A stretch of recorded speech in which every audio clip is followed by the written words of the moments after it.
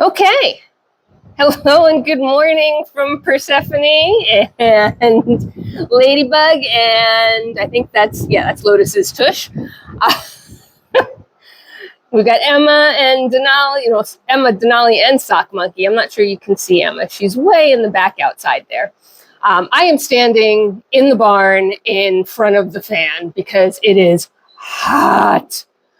I have so much to share with you guys, but it may have to wait, just to be fair. Let's see what we can do here. So this morning, I came down to the barn, and there was another baby starling in the barn on the floor.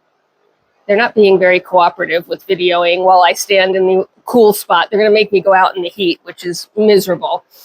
I don't want to. Can we go from this angle? That's better. So found a baby starling on the floor in the barn. This guy is at least a week, if not a week and a half older than the other one we found. I didn't take a video of him. It was a little chaotic, right? I have the dogs with me. So just so you can see how miserable hot it is. Even Bailey isn't running around. Tonka is hardly moving. It's hot. Sophie and Hugo, well, Hugo's on house arrest still, but Sophie said, no, thank you, I'm not coming. So had these two dogs with me who were chasing the starling. Little chaos in the morning, but I got the baby bird, inspected him. He's perfectly fine. He, she, I don't know. Perfectly fine. Absolutely nothing wrong with him other than he's a fledgling and he's not quite ready to be on his own. So he was mad and he kept asking for me to be, to feed him, and he kept biting my fingers, which of course doesn't hurt. Or, I wouldn't do it. But got him corralled, and because he's older and fully feathered, he's got a much better chance of survival than the other one. So I tucked him in near where I have the little birds and the duckling, not in with them, of course, but kind of tucked into the side.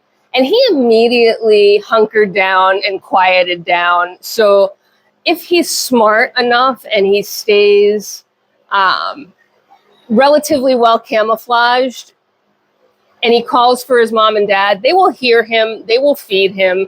So he has a chance. We'll see.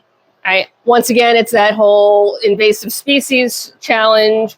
Plus, he's really quite old enough to be out of the nest and fledged. He just fledged in a bad place, right? Normally he would fledge, in the woods or in a meadow or somewhere where he'd have a lot more camouflage. So I just moved him to a place where he has a lot more camouflage.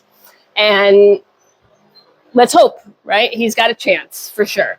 So that was this morning's chaos. Plus, it's 1,000 degrees out. That's not true, of course. It's first thing this morning. It is, 85 plus with 90+% humidity. The air is like soup.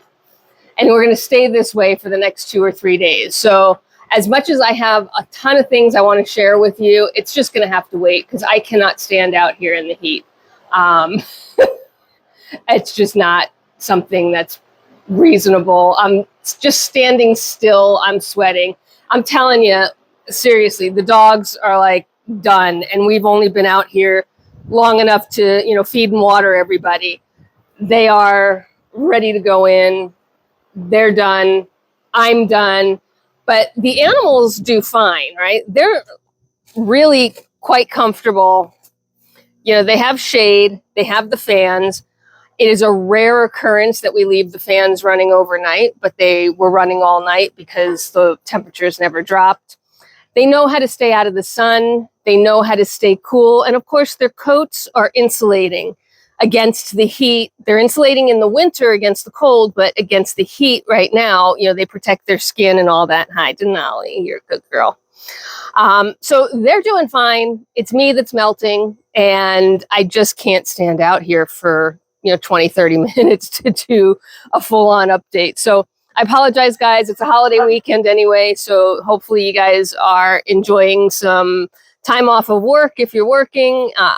If you're not, you know, you're spending some time with family, and if you're not doing that, you're just enjoying something that you do and you enjoy. I know I'm going to be doing some soap making. I'm going to be doing a lot of indoor activities. So I'll probably do some knitting. I might even make a book nook.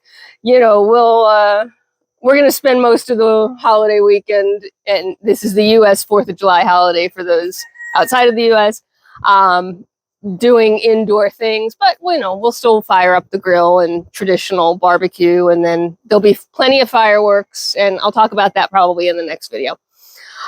So that is it from the New Jersey desert, and I hope you're all staying cool. Until next time, I got work to do. Bye for now.